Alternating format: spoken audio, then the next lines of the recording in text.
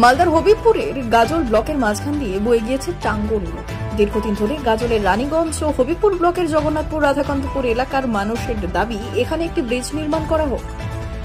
Bridge না থাকার কারণে নৌপথে না হলে বিস্তীর্ণ এলাকা ঘুরে মানুষকে যাতায়াত করতে হচ্ছে। বারবার প্রতিশ্রুতি দেওয়া হয়েছিল, কিন্তু পূরণ হয়। এবার সরাসরি মুখ্যমন্ত্রী ও মুখ্য সচিবের দ্বারস্থ হয়েছেন ব্রিজের দাবিতে গ্রামবাসীরা। গত পঞ্চায়েত ভোটে ব্রিজ ও রাস্তার দাবিতে গ্রামবাসীরা ভোট বয়কট করেছিল। দোরগড়ায় লোকসভা নির্বাচন, ইতিমধ্যেই তার দামামা বেজে গিয়েছে। তারা ভোট দিতে নারাজ। আগে ব্রিজ রাস্তা হবে, তারপর ভোট। আর এই নিয়ে শুরু হয়েছে রাজনৈতিক তরজা। অপরের ওপর দোষারোপের পালা বিজেপি ও তৃণমূল। এর মধ্যে গ্রামবাসীরা জানিয়েছেন, যতক্ষণ না রাস্তা ও ব্রিজের কাজ হবে ততক্ষণ তারা ভোট দেবেন না।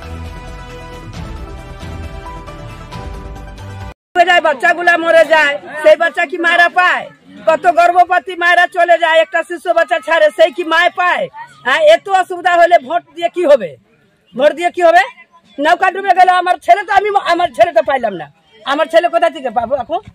হ্যাঁ, তো সরকারকে ভোট দিয়ে কি হবে? সরকার আমাদেরকে দেখবে না, তো আমিও দেখবো না, আমরাও দেখবো না সরকারকে। মুন্না সাহানি। আমাদের নানান রকম সমস্যা, যেমন আমরা কোনো দিকেই কোনো সাফল্য কাজ করতে পারছি না। আমাদের কেউ এ পর্যন্ত আমাদের বলেনি যে আমরা আছি। তাহলে আমরা ফসলের দাম পাই না, গর্ভবতী মায়েদের খুবই দুর্গতি অবস্থা। অনেক বাচ্চা স্কুলে যে মারা যায় নৌকায় ডুবে। তো যার কারণে আমরা সিদ্ধান্ত করেছি যে আমরা পঞ্চায়েত ভোট দেইনি, এই লোকসভা ভোটও দেব না। আমাদের যতদিন পর্যন্ত আমাদের রাস্তা ব্রিজ না হবে ততদিন বয়কট থাকবে। এটাই আমাদের শেষ কথা। আপনার নাম? আমার নাম ঝর্ণা বিশ্বাস। এই সাঁকোটা গাজল এবং হবিবপুরকে যুক্ত করবে। এখানে প্রচুর জনসংখ্যার এখানে বাস। স্বাভাবিকভাবে এই সাঁকো হলে মানুষকে অনেকটা পথ কম ঘুরে যেতে হবে। এই সাঁকোটার জন্য প্রতিবার এই এলাকার মানুষ দাবি করে, কিন্তু রাজ্য সরকারের পক্ষ থেকে যারা এখানে পঞ্চায়েত সমিতিতে আছেন, গ্রাম পঞ্চায়েতে আছেন, তারা কিন্তু এইটা নিয়ে কোনোবার মাথা ঘামান না। ভোট আসেন, তৃণমূলের তরফ থেকে প্রতিশ্রুতি দেওয়া হয়, কিন্তু এই কাজটা কোনোবারই করা হয় না। আমরা যদি রাজ্য সরকারে আসি তাহলে নিশ্চিতভাবে এই সাঁকোটা আমরা করতে পারবো। আমাদের সামনে লোকসভা নির্বাচন, এবং এই নির্বাচনে আমাদের যদি এমপি এখান থেকে নির্বাচিত হয়, এবং নিশ্চিতভাবে এমপি নির্বাচিত হবে, আমরা এই কাজটা তখন করতে পারব। প্রথম কথা, ওই টাঙ্গন নদীটা দুটো ব্লককে বিভক্ত করেছে, একদিকে রানীগঞ্জ, একদিকে জগন্নাথপুর। এবং ওখানকার দাবি ন্যায়সঙ্গত দাবি, যে দাবি পূরণের জন্য মালদা জেলা পরিষদে ইতিমধ্যেই ব্যাপারটা আলোচনা হয়েছে এবং এই প্রস্তাব রাজ্য সরকারকে পাঠানো হয়েছে যেন পিডব্লিউডি কাজটা করে।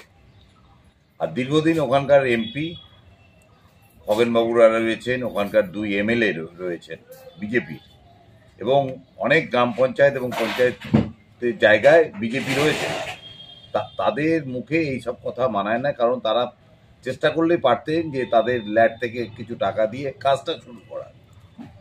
এটা আপনারা জেনে রাখুন, এই কাজটা রাজ্য সরকারই করবে এবং খুব দ্রুততার সঙ্গে। এই ব্যাপারে আগামী পঞ্চায়েত নির্বাচনের আগেই দেখবেন যে এই ব্রিজ তৈরি হয়ে গেছে। আমরা ভোট দেব না এই জন্যই ঠিক করেছি যে আমরা গত 18 মাস থেকে আন্দোলন করছি। আন্দোলন করার ফলেও এমপি এমএলএ এবং অন্যান্য দপ্তরে আমরা গেছি, আমাদের কোনো উত্তর দিচ্ছেন না। ওনারা আমাদেরকে কেয়ারই করছে না যে আমরা মানুষ।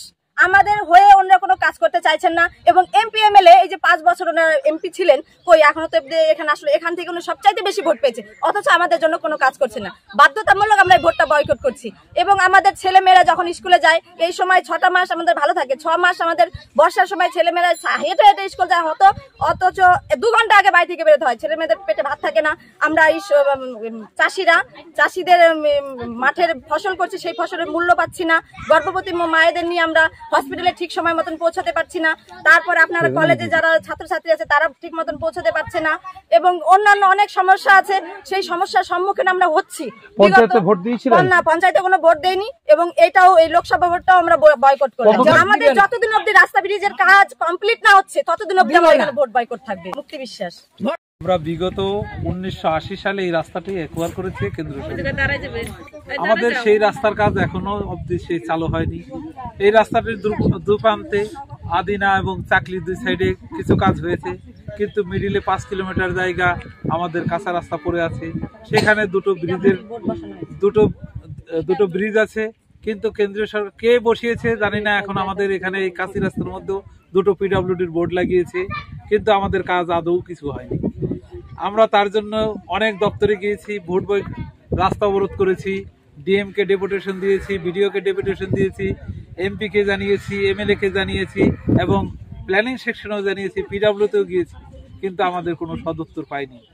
তার অগত্য আমরা এই ভোট বয়কটের সিদ্ধান্ত নিয়েছি যে আমাদের ভোট দিয়ে কি হবে। আমরা যেহেতু কোনো কাজ পাচ্ছি না, তাহলে আমরা ভোট দিয়ে কি করব? আমাদের যদি একটা বাচ্চা মরে যাচ্ছে নৌকা ডুবির জন্য, তার জন্য আমরা কোন ব্রিজের দাবি করেছি, কোনো ব্রিজ পাচ্ছি না। বাচ্চারা স্কুলে যাচ্ছে, তাদের স্কুলে যেতে পারছে না, অনেক সময় ঝড় বৃষ্টি হলে যেতে পারছে না, গাড়ির কোনো ব্যবস্থা। গ্রামের মানুষ এখানে আশেপাশে 3-4টি গ্রামের লোক এই অবস্থায় ভুক্তভোগী আমরা। আর বহু লোকের 2-3 ব্লকের লোক এই রাস্তা দিয়ে যাতায়াত করে সবসময় অনবরত, কিন্তু আমাদের এখানে শিক্ষার কোনো ব্যবস্থা নেই, তার জন্য আমাদের অন্য ব্লকে যেতে হয়, সেটা হচ্ছে গাজল ব্লক।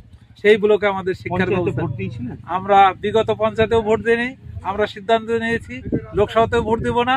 আমাদের কাজ যদি না চালু হয় তবে আমরা কোনো সময় ভোট দেব না। আপনার নাম? আমার নাম পলাশ চন্দ্র রায়, রাধাকান্তপুর।